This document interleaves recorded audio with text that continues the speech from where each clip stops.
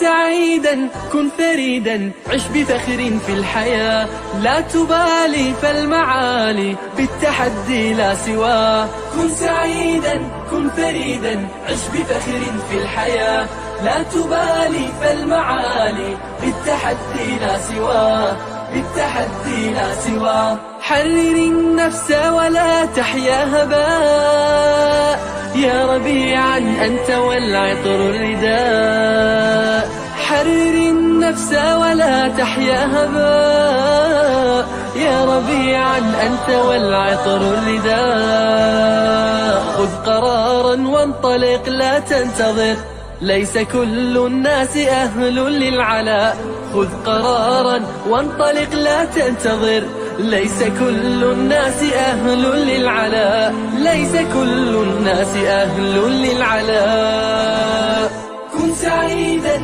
كن فريدا عش بفخر في الحياة لا تبالي فالمعالي بالتحدي لا سواه كن سعيدا كن فريدا عش بفخر في الحياة لا تبالي فالمعالي بالتحدي لا سواه بالتحدي لا سواه ذلك الدهر الذي ترضى به هل يراك الكون من صناعه ذلك الدهر الذي ترضى به هل يراك الكون من صناعه ودع الأحلام يا فارسنا كن بهذا العصر من أعلامه ودع الأحلام يا فارسنا كن بهذا العصر من أعلامه كن بهذا العصر من أعلامه كن سعيدا كن فريدا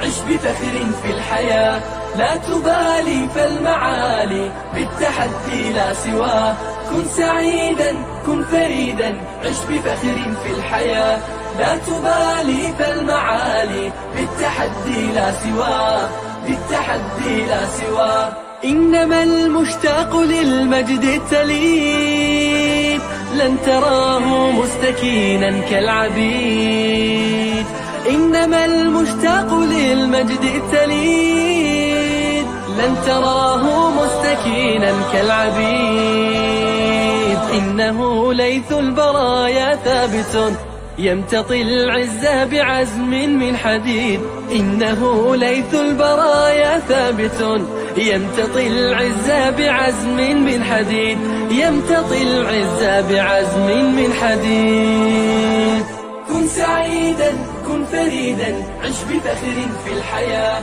لا تبالي فالمعالي بالتحدي لا سواه كن سعيدا كن فريدا عش بفخر في الحياة لا تبالي فالمعالي بالتحدي لا سواه بالتحدي لا سواه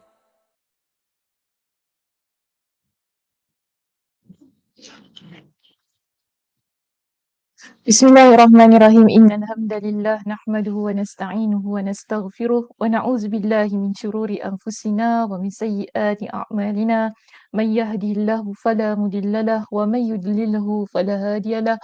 Wa asyhadu an la ilaha illallah wahdahu la syarikalah wa asyhadu anna Muhammadan abduhu wa rasuluh. Amma ba'd. Rabbi shrah li sadri wa yassir li amri wa hlul 'uqdatam min lisani yafqahu qawli. Rabbi zidni ilma warzuqni fahma. Allahumma inna nas'aluka ilman nafi'a wa rizqan thayyiba wa amalan mutaqabbala. Assalamualaikum warahmatullahi wabarakatuh. Apa khabar jemaah muslimah kita di ruangan Facebook Masjid Kampung Siglap pada pagi ini? Mudah-mudahan semuanya dalam keadaan yang sihat sejahtera hendaknya dan dirahmati Allah Subhanahu wa taala senantiasa. Mana yang lain ni tak masuk lagi ke saya masuk cepat? Mencari ya. Mana yang lain tak masuk-masuk lagi? Saya masuk cepat ke macam mana? Ke nak tunggu lagi?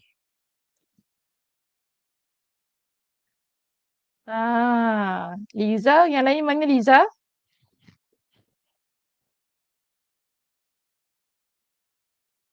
Ke hari ni suara cepat je?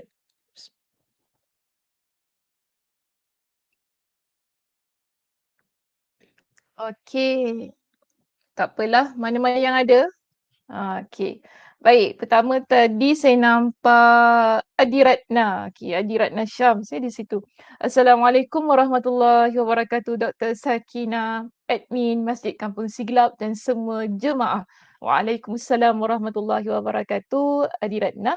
Mudah-mudahan sihat ya di sana. Itu juga kita ada Kak Rohaya kita. Assalamualaikum Ustazah Dr. Sakina Sabtu. Tim MKS dan semua selamat pagi. Waalaikumsalam warahmatullahi wabarakatuh kepada Kak Rohaya kita dan selamat pagi juga. Liza yang tadi juga dah bersama-sama ni pada awal tadi. Assalamualaikum Ustazah, admin dan teman-teman online. Waalaikumsalam warahmatullahi Liza. Dan ada Kak Mas kita. Oh hari ni Kak Mas macam awal ya, dia memberikan komen dekat situ. Cak doktor, okay. Cak, Kak Mas mudahan sihat ya. Liza, maaf kurang pasti kawan-kawan di mana anda? Yes, di manakah anda? Sila masuk ke ruangan Facebook Masjid Kampung Siglap untuk menyambung perbincangan kita pada pagi ini. Kak Aisyah baru masuk. Assalamualaikum Ustazah dan jemaah sekalian. Alhamdulillah. Sorry baru masuk. Anak tak sihat. Okey. Syafahullah. Mana satu lelaki ke perempuan? Tak apa. Syafahullah. Mudah-mudahan Allah Subhanahu Wa Taala berikan kesembuhan untuk anak Kak Aisyah. Kak Zah juga di situ. Assalamualaikum. Assalamualaikum warahmatullahi wabarakatuh. Ustazah. Waalaikumsalam warahmatullahi wabarakatuh. Mungkin saya masuk awal ya hari ni sebab kebiasaannya kita macam lambat sikit lah 10:15. Jadi orang tak sangka cepat pula hari ni dia. Biasalah kita tengok cuaca. Tadi admin berkata bright weather today. Okay. Hari ni cuacanya agak cerah, terang benderang ya. Jadi kita pun bersemangatlah untuk online awal pagi ini. Okey Muslimah, sebagaimana biasanya kita berada di muka surat yang keberapa dan topik yang mana satu untuk disambung perbincangannya. Cuti sekolah. Oh betul, saya lupalah. Batuk dah. Batuk saya tak baik lagi ya, sikit-sikit lagi. Cuti sekolah betul juga ya. Kak Mas saya lupalah cuti sekolah. Mungkin ribut rakyat. Okeylah boleh diterima alasan itu mungkin ribut rakyatnya. Boleh. Suzy, Suzy baru masuk ya. Assalamualaikum Ustazah dan semua. Waalaikumsalam warahmatullahi wabarakatuh kepada semua juga. Kak Zah, muka surat 280, point B Ustazah. Okey, yang lain bagaimana? Ada tak? Sama ke tidak?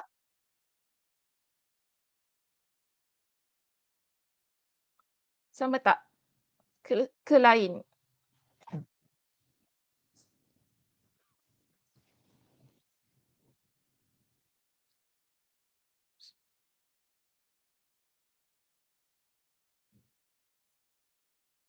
Okey, Kak Raya, 280 point B. Dua saja yang jawab. Oh, Liza pun jawab 280, semua 280. Okey, Cik Salimah tak ada ya pagi ni? Yes, same page. Ustazah 280. Baik, pagi ini kita akan mulakan perbincangan di point B, betul, sebagaimana yang disebutkan oleh semua yang bersama dengan kita pagi ini. Tapi macam biasalah, muka surat saya berbeza sedikit daripada muslimah-muslimah yang lain. Saya berada di halaman 289 dan tadi teman-teman kita ada menyebutkan mereka berada di muka surat 280. Tapi tak mengapa, yang penting poinnya adalah poin yang sama, iaitu poin B, antara sebab kemurkaan Allah. Topiknya saya ubah sedikit ya di slide saya. Kalau di buku di sini, topiknya berbunyi para perantara dan pemberi syafaat adalah sebab kemurkaan dan kemarahan Allah Subhanahu Wa Taala. Okey, baik. Jadi yang kita nak bincangkan ialah sekarang ini apakah sebab-sebab yang boleh menimbulkan ataupun membuatkan Allah Subhanahu Wa Taala murka kepada seseorang hamba. Maka di sini kita akan bincangkan antara sebabnya yang berkaitan dengan bab kita yang baru kita masuk pada minggu lepas, iaitu tauhid dan syirik. Baik, kita baca terlebih dahulu di sini. Perenggan yang pertama di situ Muslimah disebutkan kepada kita begini. Di sini terdapat permasalahan. Jadi ada satu isu yang dibawa oleh Imam Ibn Al-Qayyim Al-Jauziyah untuk poin kita yang B di sini. Iaitu dia kata bahawasanya apa yang dilakukan oleh orang musyrik iaitu bertawassul tidak lain bertujuan mengagungkan Allah tabaraka wa taala. Bertawassul di sini inilah yang dimaksudkan dengan perantaraan tu tadi. Mereka menjadikan berhala mereka sebagai perantaraan. Okey, ini yang saya letakkan di slide untuk lebih mudah faham apa yang cuba disampaikan di perenggan yang pertama ini. Iaitu di kalangan orang musyrik, mereka mendakwa apabila kita menjadikan berhala sebagai perantaraan, ia adalah untuk mengagungkan Allah. Baik, jadi dia kata menurut mereka disebabkan keagungan Allah maka tidak selayaknya seseorang langsung menuju kepada Allah melainkan harus melalui para perantara dan pemberi syafaat seperti halnya keadaan para raja. Ini menurut kepada kefahaman mereka lah ya. Mereka memahami begini, oleh kerana Allah Subhanahu Wa Taala itu Maha Agung. Jadi tak semua orang boleh bertemu, boleh mendekatkan diri kepada Allah Subhanahu Wa Taala secara langsung. Okey, apa yang mereka buat ataupun ini sebagai dakwaan mereka lah ya. Berhala-berhala yang mereka sembah ini merupakan perantaraan antara mereka dan Allah Subhanahu Wa Taala. Jadi perantaraan ini mereka anggap ia sebagai suci yang mana akan membawa hajat, akan membawa keinginan, apa yang mereka rasakan melalui berhala ini akan sampaikan ia kepada Allah Subhanahu Wa Taala. Jadi ini menurut pada pendapat mereka. Sebagai halnya raja. Jadi mereka lihat begini, raja kalau kita nak bertemu dengan raja ni tak sembarangan orang boleh bertemu. Maka di situ mereka memerlukan kepada perantaraan antara mereka dan raja. Jadi orang perantaraan yang dekat dengan raja biasanya lah yang akan mereka tuju, mereka pergi untuk menyampaikan pesanan, untuk memberikan mesej dan sebagainya kepada raja. Maka itulah yang difahami oleh mereka yang syirikkan Allah Subhanahu Wa Taala. Jadi bagi saya ini tak semua mereka yang mensyirikkan Allah memiliki kefahaman yang sebegini. Tapi antaranya, okey, antara dakwaan orang musyrik. Tak tahulah yang mana satu kan, kerana musyrik ni orang yang mensyirikkan Allah ada ramai. Okay. So kita tak tahu yang mana satu. Namun di sini Imam Ibn Al-Qayyim Al-Jauziyah melihat ini antara antara perkara yang mereka rasakan, yang mereka fikirkan, yang mereka fahami apabila mereka melakukan kesyirikan kepada Allah Subhanahu Wa Taala di mana menjadikan berhala sebagai perantaraan. Baik, maka di sini kita lihat lagi ya penjelasan yang diberikan kepada kita. Musyrik. Musyrik ni maksudnya orang yang mensyirikkan Allah.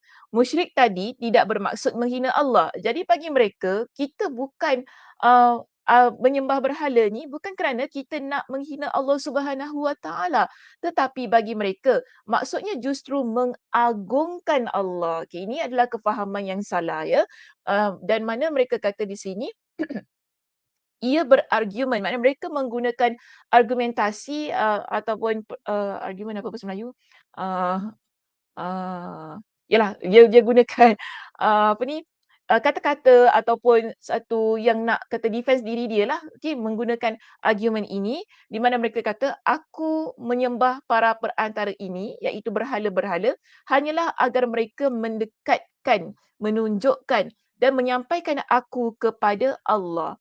Maka Allah lah yang menjadi tujuan, sementara mereka hanyalah para perantara dan pemberi syafaat."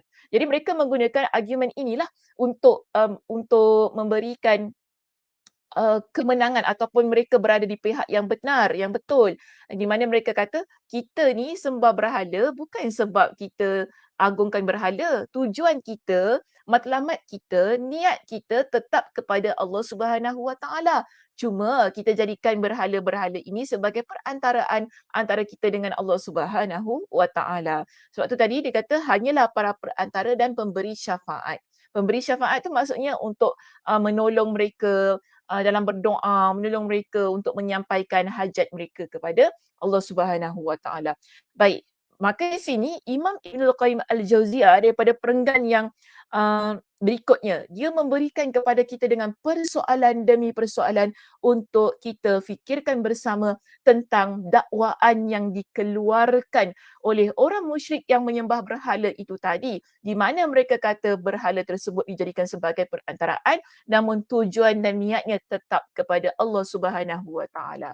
Baik, persoalannya di sini tanyakan kepada kita, mengapa mengapa hal ini menyebabkan kemurkaan dan kemarahan Allah? Kekekalan orang-orang kafir di dalam neraka serta halalnya darah, harta dan kehormatan mereka. Mengapa mengadakan perantaraan mendapatkan kemurkaan Allah Subhanahu Wa Taala? Tapi ini kita kena fikirlah, kalau mereka kata tadi kan, kita jadikan berhala sebagai perantaraan antara kita dengan Allah untuk sampaikan doa kita, untuk sampaikan hajat kita kepada Allah Subhanahu Wa Taala.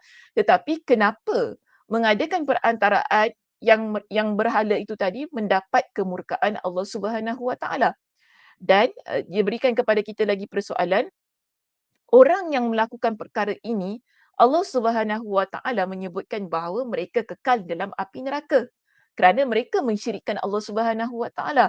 Kemudian halal darahnya, halal darah ni maksudnya apabila seseorang itu dia berada dalam konteks peperangan. Ini maksudnya. Kalau sesiapa yang ikuti pengajian di Masjid Al-Muttaqin, kita dah bincangkan bagaimana orang yang halal darahnya menurut konteks hadis Nabi sallallahu alaihi wasallam, iaitu peristiwanya konteksnya berlaku dalam medan peperangan. Jadi apabila mereka berada dalam medan peperangan lalu mereka menyerang tentera muslimin, bersepakat untuk berperang antara muslimin dan mereka, orang-orang musyrik ini, maka itulah dikatakan halal darahnya. Jadi ini bukan maksud kita pergi mana-mana nampak orang yang syirikkan Allah, kita bunuh dia. Jangan faham kita muslimah. Ya, saya mengajar kalau gitu kan.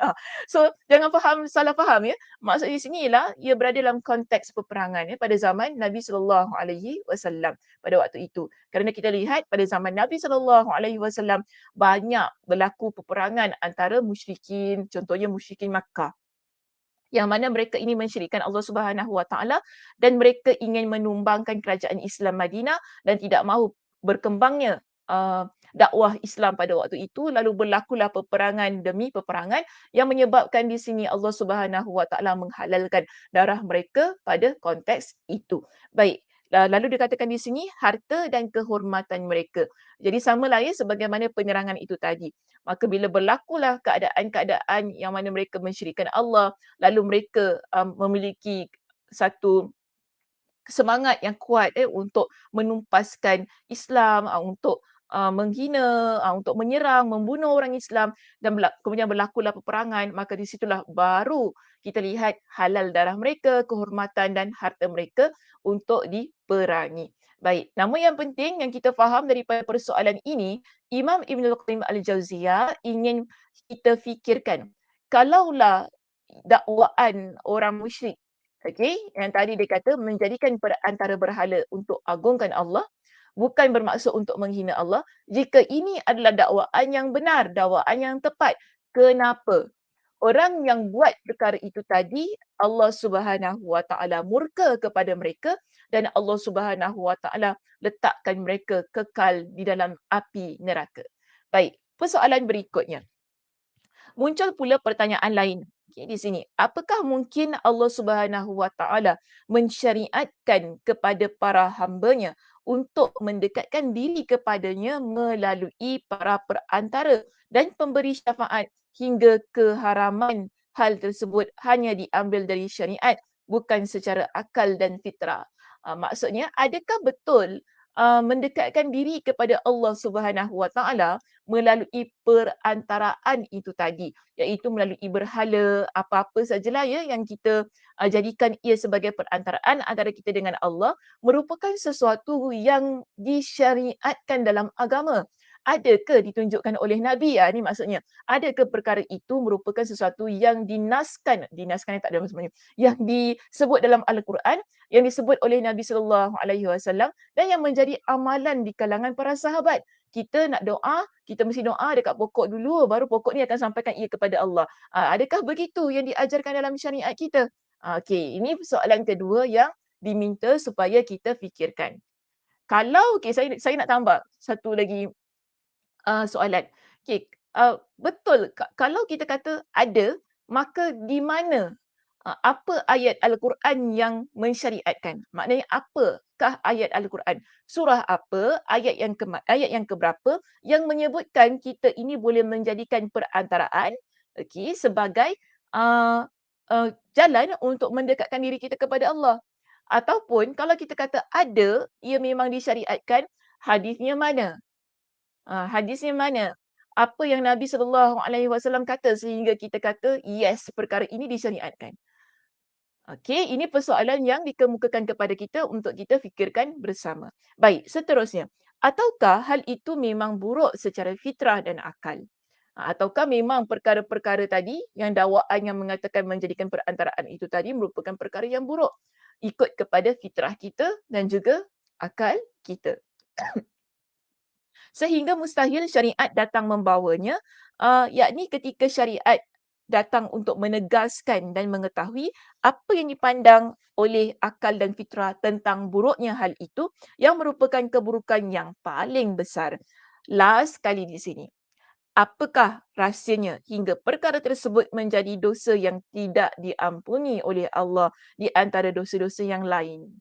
Okay. Kalaulah apa yang mereka dakwa itu perkara yang benar, mengapa hal itu menjadi antara dosa terbesar yang telah kita bincangkan di sesi-sesi pengajian kita yang lepas.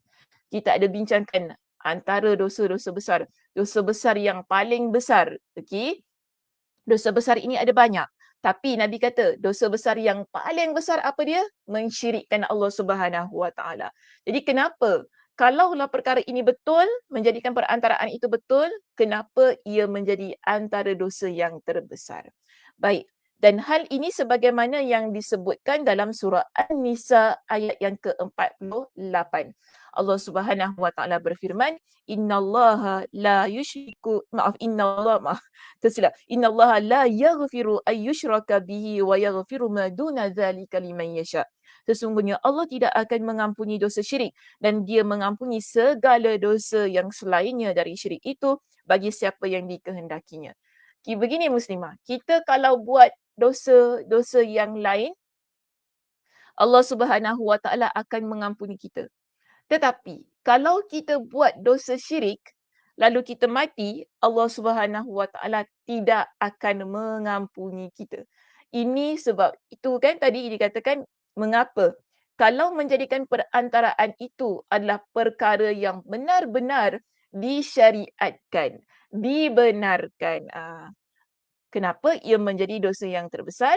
Sehingga Allah Subhanahu Wa Taala tidak mengampuni orang yang melakukan dosa tersebut. Baik, pada perenggan yang berikutnya kita lihat begini. Imam Ibnul Qayyim Al-Jauziyah memerintahkan kita supaya memperhatikan hal ini secara saksama, iaitu berkenaan dengan pertanyaan-pertanyaan itu tadi. Maka dia kata, gabungkan hati serta akalmu untuk menjawabnya. Kita tak boleh guna akal sahaja muslimah, tapi kita kena guna hati kita untuk menjawab setiap persoalan ini. Kenapa kena guna hati? Iman letaknya dalam hati. Iman tak letak dalam akal. Iman kalau letak di akal kita, otak kita ni kan, semua benda kita fikir logik, kita akan fikir dalam agama ni tak ada yang logik. Okay? Allah, mana Allah tak nampak pun, tak logik kan? Kita tak beriman muslimah. Malaikat ada ke mana ada malaikat nak catat-catat kanan kiri ni semua. Tak logik, tak masuk akal. Tak beriman orang kalau ikut akal ni. Azab kubur, ada ke azab kubur? Mana nampak? Korek-korek tak nampak apa-apa pun jadi. Okay. Akal kata tak logik. Sebab tu di sini, Imam Ibnul Qayyim Al-Jauziyah kata apa? Bila kita nak jawab soalan-soalan ini, kita perlu gabungkan akal dan hati kita. Baru dapat dijawab dengan baik soalan-soalan yang dikemukakan kepada kita itu tadi. Baik. Dan dia kata apa? Dan janganlah kau meremehkannya. Jangan kita sesekali meremehkan soalan-soalan yang diajukan kepada kita itu tadi. Kerana dengannya akan jelas bahawa orang-orang musyrik berbeza dengan orang-orang yang bertauhid kepada Allah. Kerana kita yang bertauhid, kita sekarang ni kita panggil sebagai seorang muslimah yang bertauhid. Kenapa kita kata seorang muslimah yang bertauhid? Kerana kita hanya menyembah Tuhan yang satu. Kita tidak menduakan Allah Subhanahu Wa Taala. Dan kita dah pernah bincangkan apakah yang dimaksudkan dengan tauhid, iaitu mengesakan Allah Subhanahu Wa Taala. Allah itu tidak ada yang lain selain Allah Subhanahu Wa Taala. Jadi apa yang kita fikir, apa yang kita rasa, pasti ia tidak akan sama sebagaimana orang musyrik. Orang musyrik berpemikiran dengan pemikiran ataupun kefahaman mereka. Kita memiliki kefahaman pemikiran yang selari dengan apa yang terdapat dalam Al-Quran dan juga hadis Nabi sallallahu alaihi wasallam. Baik, maka di situ dia kata begini, orang yang mengenali Allah berbeza dengan orang-orang yang jahil. Kita kenal Allah, okey, kita kenal Allah sebagai yang memiliki sifat-sifat yang paling mulia. Tidak ada yang setanding dengan Allah Subhanahu Wa Taala. Maha Esa, Maha Pemurah, Maha Pengasih, Maha Penyayang. Ini Allah Subhanahu Wa Taala. Kita kenal Allah Subhanahu Wa Taala begitu. Berbeza dengan orang yang tak kenal. Orang yang tak kenal, pastilah mereka ni akan buat perkara-perkara yang mensyirikkan Allah Subhanahu Wa Taala itu tadi. Maka dia kata di sini, dan penghuni syurga berbeza dengan penghuni neraka. Last sekali dia kata apa? Penghuni syurga berbeza dengan penghuni neraka. Dia takkan sama. Maka dengan taufik dan dari Allah, kekuatan, pertolongan dan kebenarannya, kita menegaskan sungguh siapa yang diberi hidayah oleh Allah maka tidak ada yang mampu menyesatkannya, dan siapa yang disesatkan maka tidak ada yang mampu memberinya petunjuk, tidak ada yang akan mampu menahan apa yang Allah nak berikan, serta tidak ada pula yang mampu memberi apa yang ditahan oleh Allah Subhanahu Wa Taala. Jadi kita berbalik kepada Allah Subhanahu Wa Taala, di mana kita lihat Allah Subhanahu Wa Taala yang memberikan hidayah kepada sesiapa yang Allah Subhanahu Wa Taala inginkan, dan alhamdulillah ya muslimah, kita semua ni di sini Allah Subhanahu Wa Taala berikan kepada kita dengan hidayah. Hidayah yang Allah Subhanahu Wa Taala berikan, ia perlu digerakkan. Digerakkan tu bagaimana? Menjadi seorang muslimah yang berilmu, beramal, ya, menjadi seorang muslimah yang berakhlak. Ini maksudnya digerakkan hidayah itu. Ramai orang boleh nampak hidayah, ramai orang boleh rasa hidayah. Kan? Maksud saya apa?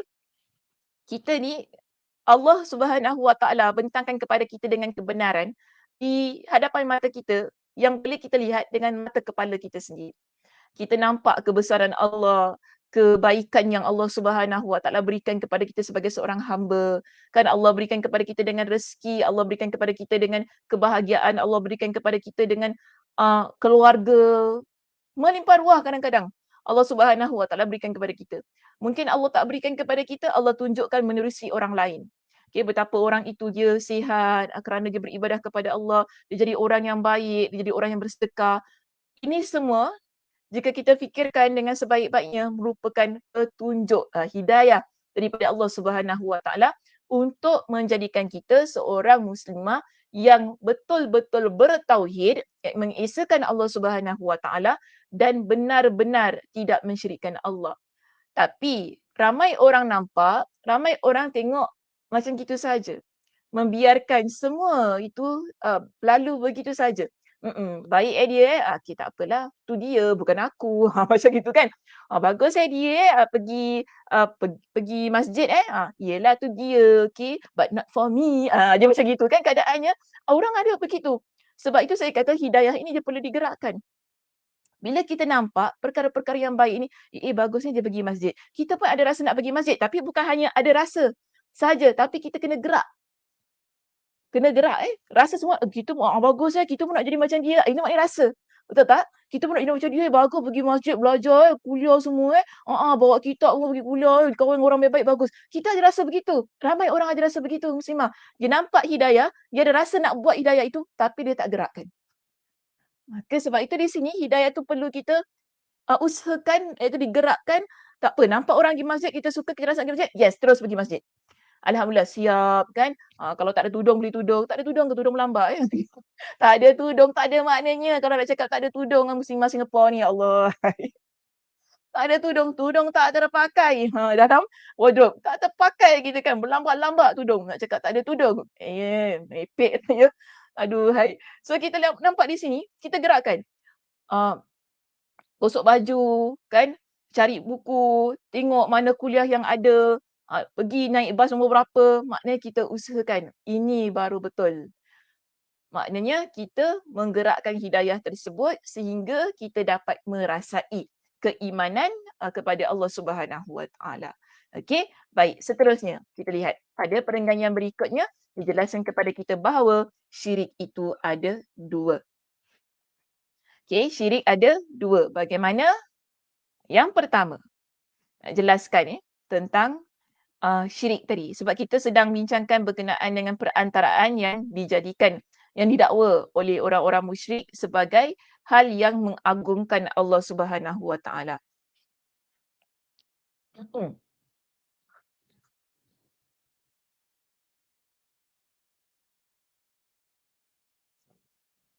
Baik, yang pertama. Okey, syirik ada dua macam. Yang pertama, syirik yang berkaitan dengan zat yang disembah, nama-nama, sifat-sifat dan perbuatan Allah. Siapa faham? Boleh letak ruangan komen apa maksudnya untuk syirik yang pertama ini. Okey, yang pertama dijelaskan kepada kita syirik yang berkaitan dengan zat Allah, itu zat Allah yang disembah, nama-nama Allah, sifat-sifat Allah dan perbuatan Allah. Tak silap saya pernah jelaskan hal ni. Ingat lagi tak? Liza, ingat lagi tak?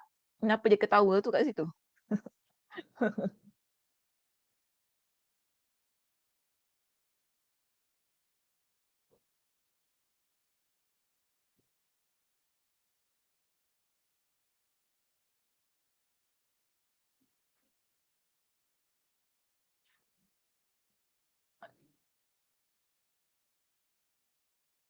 Tak ada yang nak menjawabnya.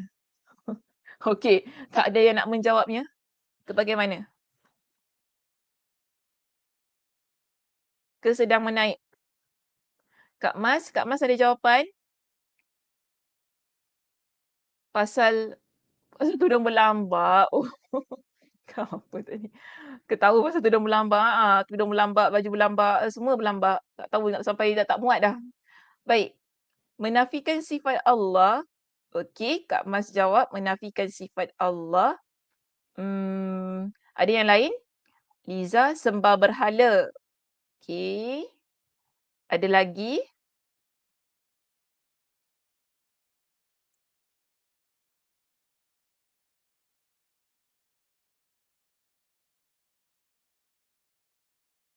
Suzy nak jawab tak? Suzy? Ada tak dengan saya? Ataupun Kak Rohaya?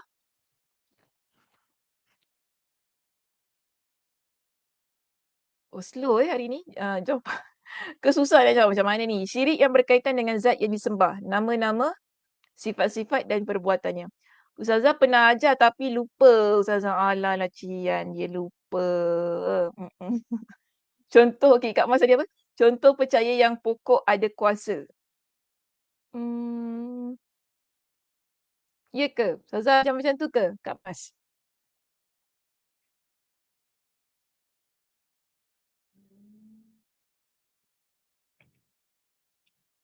Ya ke macam tu? Menduakan Allah. Okey, Nur Ashikin kata menduakan Allah. Betul, syirik itu menduakan Allah. Tapi sekarang, syirik yang berkaitan dengan zat yang disembah. Nama-nama, sifat-sifat dan perbuatannya. Perbuatan Allah bukan perbuatan kita. Kalau sembah pokok, perbuatan kita. Okey. Tumpang lalu Datuk Nenek saya nak lalu. Apa Liza? Main tadi ni. Tumpang lalu Datuk Nenek saya nak lalu. Oh ya, okey. Ya lalulah nak. Ya lalu. Tak apa nak lalulah. Tak ada orang marah. Ya Allah, ni kalau exam pertama dari bawah. Lagi seorang. Tak faham. Tak faham, tak faham. Okey, tak apa, tak apa, tak apa. I don't get it. Tak faham apa maksudnya. Okey, tak apa. Macam ni. Kita lihat. Oh, warna tu kuning patutnya saya gelapkan sikit slide saya ni. Kesombongan macam Firaun, belum lagi Kak Rohaya, jauh lagi tu. Baik, syirik yang berkaitan dengan zat yang disembah, nama-nama, sifat-sifat dan perbuatannya. Okey, bila kita kata zat yang kita sembah, itu Allah Subhanahu Wa Taala, nama-nama Allah, sifat-sifat dan perbuatan Allah, kita bukan menafikan, tetapi dia ada dua, ada menafikan, ada juga yang mana kita meletakkan ia sama. Kalau kita kata Allah itu Maha Pengasih, Maha Penyayang, kita melihat ada makhluk yang Maha Pengasih dan Maha Penyayang. Maknanya kita samakan. Kita kata Allah itu boleh mengampunkan dosa hamba-Nya, tidak ada yang lain ya boleh mengampunkan dosa hamba. Kita lihat, oh manusia ni boleh ampunkan dosa saya. Ini maksudnya. Boleh faham tak? Letak di ruangan komen, faham ke tidak maksud saya tadi? Kalau faham, kata faham. Faham, faham, faham. Kalau tak faham, beritahu tak faham. Contoh lagi saya nak berikan. Allah Subhanahu Wa Taala Maha berkuasa untuk memberikan mudarat. Allah Subhanahu Wa Taala Maha berkuasa untuk menolak mudarat. Maha berkuasa untuk buat segala-galanya. Contoh, kita selalu kata, kalau Allah kata kun fayakun, maka jadilah ia. Namun, bila kita melihat, mungkin seseorang itu memiliki kehebatan, kita kata, dia ni kalau dia buat apa mesti jadi tau. Sama macam Allah. Okay. Ini kita panggil sebagai syirik yang berkaitan dengan nama-nama Allah, sifat-sifat Allah dan perbuatan Allah Subhanahu Wa Taala. Okey, baik. Terima kasih. Suzy faham, Liza faham, Rohaya faham. Okey, Rohaya. Baik, Alhamdulillah. Okey, itu yang pertama tadi. Kita buat perkara syirik yang berkaitan dengan zat Allah, nama-nama Allah, sifat-sifat Allah dan perbuatan Allah Subhanahu Wa Taala. Baik, kita pergi yang kedua di situ. Okey, sekejap. Kira menyamakan dengan makhluk ya doktor. Boleh, namun pada sifat. Menyamakan dengan makhluk pada sifat Allah. Macam tadi kan Allah Maha Penyayang, kita nampak makhluk ni pun Maha Penyayang. Sama macam Allah. Gitu. Allah ni Maha mengabulkan doa. Okey, orang ni pun boleh mengabulkan doa kita. Kita nampak begitu. Okey. So, ini kita menyamakan ia daripada sudut nama-nama Allah, sifat-sifat Allah dan perbuatan Allah Subhanahu Wa Taala. Baik, faham example. If seseorang jumpa pawang dan orang itu sembuh, so he or she will compare with Allah, padahal Allah yang menyembuhkan segalanya. Betul Kak Aisyah. Begitu. Maknanya kita samakan sifat Allah yang menyembuhkan. Allah yang Maha menyembuhkan. Allah Subhanahu Wa Taala yang memberikan itu terjadi daripada sudut kesembuhan. Lalu bila kita compare ni maknanya, you start compare tau Kak Aisyah. Compare itu maknanya kita bandingkan tapi kita samakan. Kita samakan. Okay, kita letak, samalah pawang ni dengan Allah. Macam tu. Na'udzubillah, saya takut pula. Tapi ini contoh saya berikan. Dia kata, bagus dia sama macam Allah. Boleh sembuhkan, bagus macam tu. Kalau begitu keadaannya, maknanya kita samakan perbuatan. Pawang tu tadi dengan perbuatan Allah Subhanahu Wa Taala. Okey, baik. Kita pergi kepada syirik yang kedua di sini. Syirik yang kedua. Okay, syirik yang berkaitan dengan ibadah dan muamalah. Dengannya, meskipun pelakunya berkeyakinan bahawa Allah Subhanahu Wa Taala tidak mempunyai sekutu dalam zat, sifat dan perbuatannya. Macam mana nak bezakan dengan yang tadi? Syirik yang berkaitan dengan ibadah dan muamalah. Ada dua poin ni di situ. Ibadah, muamalah. Syirik berkaitan dengan ibadah dan muamalah. Kalau tadi yang pertama, saya terangkan terlebih dahulu. Kalau tadi yang pertama, hanya berkaitan dengan Allah Subhanahu Wa Taala saja. Tetapi yang kedua ini berkaitan dengan kita. Apa yang kita buat daripada sudut ibadah, apa yang kita buat daripada sudut muamalah kita, di mana kita meskipun di mana kita melakukan perbuatan syirik pada kedua keadaan itu tadi. Walaupun di sini dikata kita ini adalah orang yang berkeyakinan bahawa Allah Subhanahu Wa Taala tidak mempunyai sekutu dalam zat, sifat dan perbuatannya. Kalau yang kedua ni bagaimana? Macam mana nak terangkan yang kedua ni?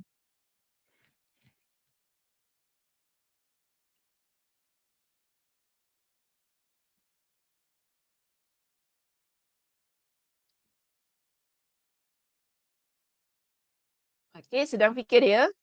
Silakan, tak apa, fikir dulu. Bila nak game? Fikir dulu. Mm-mm. Allah, kenapa pula tu, admin?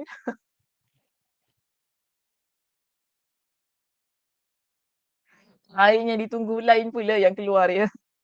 Terkejut saya.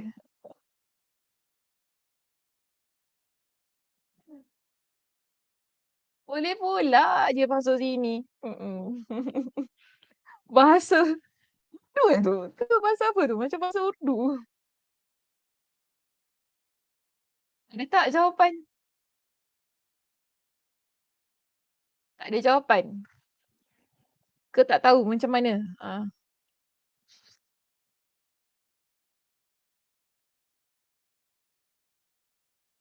Percaya pada tangkal. Okey. Kak Mas kata percaya pada tangkal. Yang lain, dengar macam baca ayat Al-Quran tapi jampi serapah. Okey. Tapi katanya usaha. Baik, ada lagi. Okey. Dengar macam baca ayat-ayat Al-Quran tapi jampi serapah. Kemudian Kak Mas kata percaya pada tangkal tapi katanya usaha. Ada yang lain? Kak Aisyah nak cakap apa-apa? Kak Raya? Suzy? Dah habis semua nama yang keluar kat sini kena sebut. Siapa lagi? Tadi Shikin ada tadi. Okey. Siapa lagi? Adi Ratna. Okey, Adi Ratna first tadi. Ratna nak sebut apa-apa? Kak Zah. Kak Zah mana? Senyap dia. Pergi pasar ke?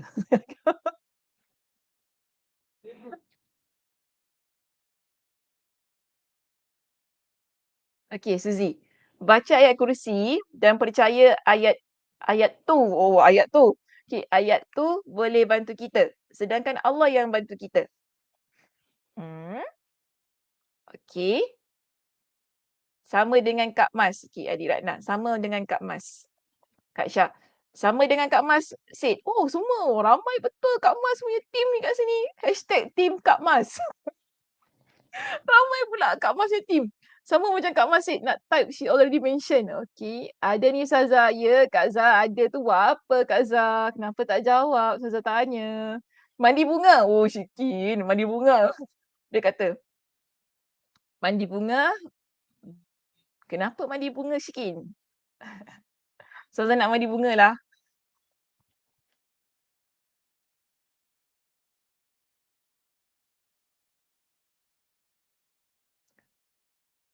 Okey, mandi bunga Mm-mm.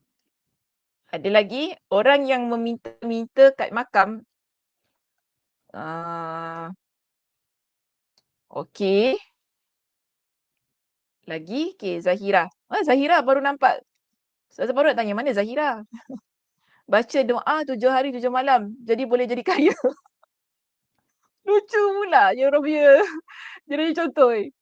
Okey, baca doa 7 hari 7 malam. Jadi boleh jadi kaya. Okey, doa apa tu Zahira? Tak nak kongsi. Jangan Zahira ya, nanti orang amalkan. Nak cepat dapat jodoh katanya orang dulu-dulu. Kenapa tu Kak Mas? Oh, mandi bunga sebab itulah saya nak mandi bunga ni. Cepat dapat jodoh Kak Mas. Tak apalah Kak Mas. Jodoh saya belum sampai. Okay. Dia sesat tak tahu ke mana. Baik, macam gini Muslimah. Okay, dah tinggalkan tentang jodoh tu. Kita lihat ya, syirik yang pada kategori yang kedua di sini. Ialah, nak katakan kepada kita, ia berkaitan dengan ibadah. Ibadah seperti puasa, solat, sedekah, sembelih, kan? Saya tak pernah bincangkan ke ni? Pernah kan? Penyembelihan, apa lagi? Pergi umrah. Okey. Ini semua berkaitan dengan amal ibadah kita. Tetapi kita buat amal ibadah yang sebenarnya khusus untuk Allah, kita buat ia untuk selain Allah Subhanahu Wa Taala. Boleh faham? Solat contohnya. Kita solat, kita sembah pokok. Ni tadi macam yang Kak Mas sebutlah. Kita solat tapi kita sembah pokok. Kerana tadi pertama kita yakin pokok ini ada kuasa. So kita tunduk, kita rukuk pada pokok itu. Sedangkan tunduk dan rukuk adalah perbuatan ibadah yang khusus untuk Allah Subhanahu Wa Taala, tak boleh buat untuk selainnya. Kita sesama makhluk sama manusia ni pun dilarang oleh Nabi sallallahu alaihi wasallam untuk sujud. Okay, tak boleh. Apatah lagi kalau kita buat kepada makhluk-makhluk yang selainnya, pada jin, pada pokok, pada tempat, pada kubur tadi bolehlah kita sebutkan makam kan. Pada makam kita buat kat situ. Maka perkara-perkara ini adalah perkara yang dilarang kerana ia adalah hal yang berkaitan dengan ibadah ataupun puasa. Kita puasa untuk Allah Subhanahu Wa Taala, tapi mungkin ada orang dia berpuasa untuk selain Allah. Tak apalah aku nak puasa untuk jin ni. Contoh kan. Ada macam tu. Saya bagi contoh je. Tak apalah sebab aku nak hajat ni, jin ni boleh berikan aku kekuasaan, kekebalan, aku nak puasa untuk jin ni. So ini merupakan perkara ibadah yang kita buat kepada selain Allah. Okey? Muamalah. Muamalah ni maknanya apa tindakan-tindakan kita lah seharian yang kita buat. Macam tadi Kak Mas sebutkan pakai tangkal. Mandi bunga tu okey sebenarnya kalau sekiranya ia tidak ada kaitan dengan hal-hal yang mensyirikkan Allah. Tak ada jampis rapa, tak ada apa-apa kerana dia boleh invite good vibes mandi bunga ni kan kalau ikut kepada kajian-kajian lah. Tapi kalau dia melihat mandi bunga tu tadi sebagai perkara yang ada unsur pemujaan jin, jampis rapa yang menyeru sana sini, itu tak boleh kalau mandi bunga yang sedemikian. Kemudian apa tadi? Baca doa 7 hari 7 malam jadi boleh jadi kaya. Okey, ini tak tahulah dia doanya untuk Allah Subhanahu Wa Taala ataupun doanya dengan niat yang bagaimana, itu berbalik kepada niatlah masing-masing. Okey, baik. Jadi di sini kalau kita lihat dalam kitab kita Muslimah, macam syirik yang pertama tadi, kita balik. Maknanya jenis yang pertama dan yang kedua, Ustazah dah jelaskan, harap faham ya. Ada sesiapa yang tak clear di situ, boleh letakkan di ruangan komen. Saya nak lihat clear ke tidak. Mandi bunga untuk wangi-wangikan badan, boleh kan Ustazah? Boleh, tak ada masalah. Yang penting ketika penyediaan bunga tu ataupun yang kita siapkan tu ada tak unsur-unsur seru, menyeru. Unsur-unsur jampis rapa. Kalau tak ada apa-apa, boleh je kan. Tadi macam saya katalah, benda yang wangi, dia akan membangkitkan hal-hal yang positif, yang cantik, yang wangi. Jadi kita lihat dia daripada sudut yang begitu. Clear. Okay, letak essential oil sikit. Okay, that's okay, tak ada masalah. InsyaAllah jelas Ustazah. Okay, clear dari secerah wajah. Apa aja Kak Mas tahu. Clear. Doktor, secerah wajahmu, doktor. Okay, terima kasih. Cerah ke wajah kita? Baik, Suzy kata jelas Ustazah. Alhamdulillah. Baik, kita lihat di sini. Kita nak masuk balik kepada yang pertama tadi. Dah lihat tadi syirik ada 2 jenis, yang pertama dan yang kedua. Sekarang ini Imam Ibn Qayyim Al-Jauziyah dia nak bawa kita balik kepada yang pertama. Untuk dijelaskan bahawa syirik yang pertama ada 2 jenis. Syirik yang pertama ada 2 pembahagian. Sekejap ya, mana slide saya? Sekejap. Ada terbahagi kepada 2 bahagian. Kita lihat yang pertama terlebih dahulu. Saya nak touch and go sikit ya. Yang pertama ni, nanti kemudian kita tutup pengajian. InsyaAllah sambung pada minggu hadapan sebab dia panjang perbincangannya. Baik, yang pertama kita panggil ia sebagai syirik ta'til. Okey, syirik ta'til. Panggil begitu. Jadi syirik ta'til ini maksudnya ialah bila kita menafikan dan meniadakan Allah Subhanahu Wa Taala. Syirik yang pertama tadi yang berkaitan dengan sifat Allah, hal yang penyembahan Allah, hal yang berkaitan dengan perbuatan Allah, nama-nama Allah, kan? Baik, dia terbahagi kepada 2. Yang pertama kita panggil ia sebagai syirik ta'til. Syirik ta'til bermakna syirik yang menafikan dan juga syirik yang meniadakan Allah Subhanahu Wa Taala. Ada orang yakin bahawa Allah itu tidak ada. Dan kalau sekiranya ada orang kata Allah itu ada, orang ini akan kata mana ada Allah. Dia macam gitu. Maknanya di sini dia buat syirik ta'til. Baik. Contoh. Okay. Contoh yang diberikan kepada kita ialah tentang apa yang dilakukan oleh Fir'aun. Dan kena ingat syirik ta'til adalah syirik yang paling buruk. Paling buruk paling dahsyat. Diberikan kepada kita dengan 2 ayat sebagai contoh. Okey, pertama, saya tak datangkan ayat ni secara penuh di slide. Ada dalam kitab, boleh rujuk. Siapa yang tidak ada kitab, boleh buka Al-Quran. Lihat dalam Al-Quran bagaimana Allah Subhanahu Wa Taala menerangkan tentang perbuatan Firaun yang kita lihat ia sebagai syirik ta'til. Baik, pertama, di situ ada surah Asy-Syu'ara ayat yang ke-23. Dalam surah Asy-Syu'ara ayat yang ke-23, Firaun dia kata gini, qala fir'aunu wa ma rabbul alamin. Okey, ini soalan Firaun. Firaun pun bertanya, siapa Rabb semesta alam ini? Dia bukan tak tahu. Sebab bila Nabi Musa datang kepada dia, Nabi Musa alaihi salam ceritakan kepada dia tentang kewujudan Allah Subhanahu Wa Taala, kan? Nikmat-nikmat yang Allah Subhanahu Wa Taala berikan kepada dia. Dia pun tanya kepada Nabi Musa, siapa Tuhan semesta alam ni? Ada aku kisah. Ini maknanya. Dia menafikan dan dia meniadakan Tuhan itu walaupun dia tahu. Okey? Jadi ini kita panggil ia sebagai syirik ta'til. Di mana kalau kita rujuk dalam perbincangan yang dikemukakan oleh Imam Ibn Kathir rahimahullah tentang surah Asy-Syu'ara ayat yang ke-23 itu tadi, Imam Ibn Kathir rahimahullah dia datangkan kepada kita dengan beberapa ayat untuk menunjukkan tentang penafian dan peniadaan Tuhan iaitu Allah Subhanahu Wa Taala yang dilakukan oleh Firaun laknatullah itu tadi. Yang mana dia kata di sini Allah Ta'ala berfirman mengkabarkan kepada kita tentang kekufuran Firaun, pembangkangannya, kesombongannya dan keingkarannya terhadap Allah Subhanahu Wa Ta'ala. Dalam hal ini Allah pun berfirman tentang dialog yang Firaun ini ucapkan. Dia kata apa tadi? Wa qala fir'aun wa ma rabbul alamin. Firaun bertanya kepada Nabi Musa, siapa Rabb semesta alam? Itu. Firaun sendiri pernah berkata kepada kaumnya, ma alimtu lakum min ilahin ghairi. Kenapa Firaun dia kata gitu? Kenapa dia soal siapa Tuhan semesta alam?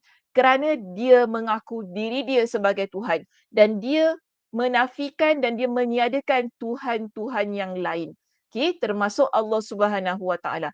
Jadi bagi dia, bagi Firaun, kalau korang nak sembah, korang sembah aku. Bukan sembah selainku. Dia maknanya dia meletakkan diri dia sama dengan Allah Subhanahu Wa Taala. Ini tadi kita panggil sebagai syirik yang pertama. Di mana ia berkaitan dengan zat Allah Subhanahu Wa Taala. Sifat Allah Maha Esa, tidak ada yang lain selain Allah Subhanahu Wa Taala. Firaun meletakkan diri dia sama dengan Allah. Bagi dia, dia satu je Tuhan. Tak ada Tuhan lain. Korang kena sembah aku. Ini makna dia. Dan di situ, bila dia kata, ma'alimtu lakum min ilahin ghairi. Aku tidak mengetahui. Dalam surah Al-Qasas, boleh dicatat muslimah. Dalam surah Al-Qasas, pada ayat yang ke-38, Firaun dia kata kepada kaum dia semua, aku tak tahu ada Tuhan lain ke selain aku. Setahu aku je Tuhan. Kalau Musa, dia kata ada Allah, betul ke dia kata? Siapa Tuhan dia yang Allah itu? Wa ma rabbul alamin. Itu yang dia kata, siapa Tuhan kau yang semesta alam ini? Setahu aku je Tuhan. Ini kesombongan dia yang mengaku dirinya sebagai Tuhan. Dan kalau kita rujuk dalam surah Az-Zukhruf pada ayat yang ke-54. Tadi surah Al-Qasas ayat 38, kita kuatkan perbincangan dengan surah Az-Zukhruf ayat 54 di mana Firaun Allah Subhanahu Wa Taala berfirman fastakhaffa qaumahu fa'ata'uhu.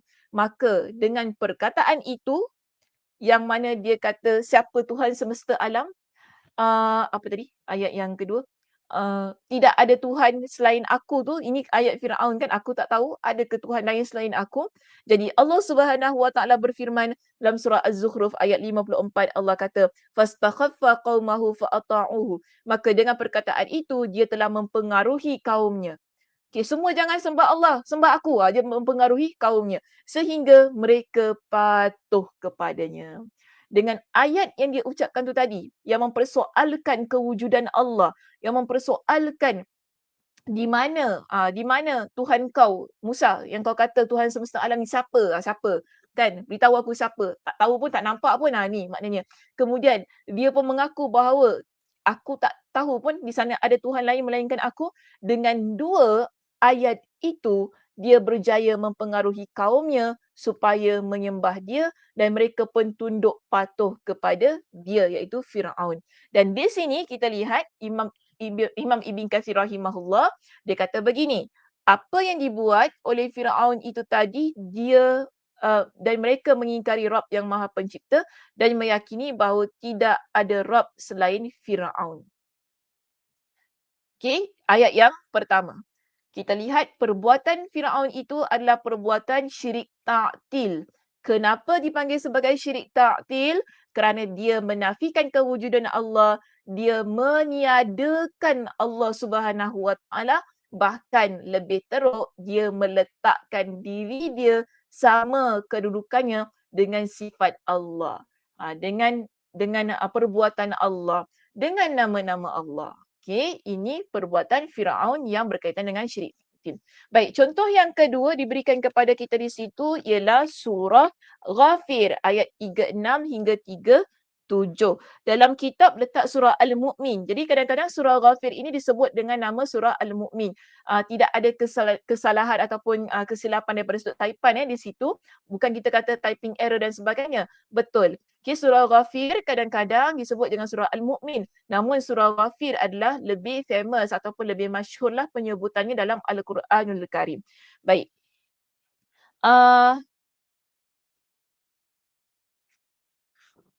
Bentar ya, mana muka suratnya. Tadi dah buka.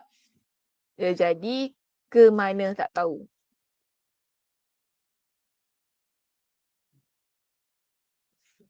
Okey.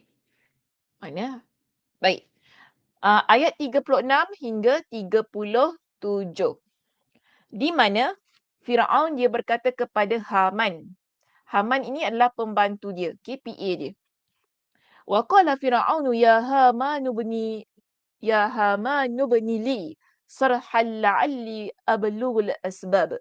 Okay, dia kata kepada Haman, wahai Haman, buatkanlah bagi aku sebuah bangunan yang tinggi supaya aku sampai ke pintu-pintu. Pintu apa? Asbabas samawati. Okay, itu sebabnya. Asbabas samawati fa'attali'a ila ilahi Musa wa inni la'azunnuhu kadhiba. Supaya aku sampai ke pintu-pintu langit, supaya aku dapat melihat Tuhan Musa dan sesungguhnya aku memandangnya sebagai seorang pendusta. Jadi dia minta pembantu dia ini agar bina bangunan yang tinggi.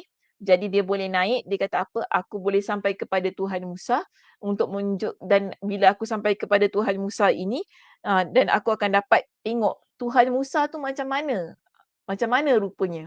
Kan dia kata gitu. Kemudian dia kata di sini, dan kerana apa aku melihat Musa ini sebagai orang yang berdusta. Ini kita panggil satu ungkapan kata yang dikeluarkan oleh Firaun untuk mengolok-ngolokkan Allah, untuk mengejek Allah Subhanahu Wa Taala. Kerana begini ya, Imam Ibn Katsir rahimahullah ketika dia mentafsirkan ayat ini, dia jelaskan kepada kita begini muslimah. Allah Subhanahu Wa Taala berfirman memberitahukan perihal kesombongan Firaun. Pertama, dia ejek Allah. Kedua, dia sombong dengan Allah Subhanahu Wa Taala. Dan bualannya dalam mendustakan Nabi Musa alaihissalam. Firaun memerintahkan menterinya iaitu Haman untuk mendirikan sebuah bangunan untuknya, iaitu sebuah istana yang begitu megah, tinggi dan menjulang. Bangunan tersebut tersusun dari batu bata yang terbuat dari tanah liat yang dibakar. Okay, sebagaimana firman Allah untuk menerangkan tentang bangunan yang dibina itu tadi, fa'auqid li ya Hamanu 'ala tin faj'al li sarha. Maka bakarlah wahai Haman untuk aku tanah liat. Kemudian buatkanlah untuk aku bangunan yang tinggi. Okay, ayat ini terdapat dalam surah Al-Qasas ayat 38.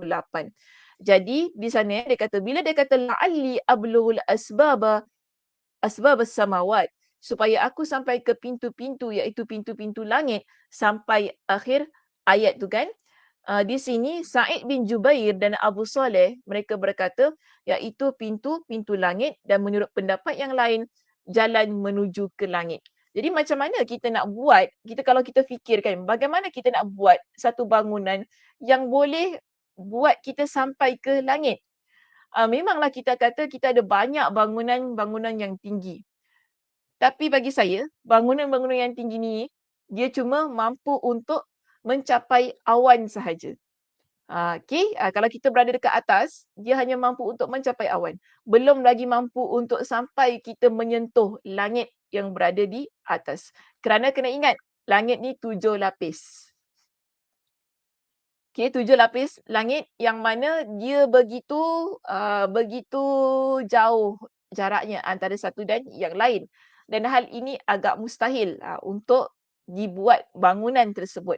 Tapi kenapa Firaun dia kata dengan kata-kata ini? Kerana kesombongan dia untuk menunjukkan bahawa dia itu hebat. Di kalangan manusia, akulah yang paling hebat bila aku dapat membina bangunan setinggi langit yang mana mungkin bagi dia boleh menyampaikan ataupun boleh membuat dia sampai kepada Tuhan Nabi Musa alaihissalam.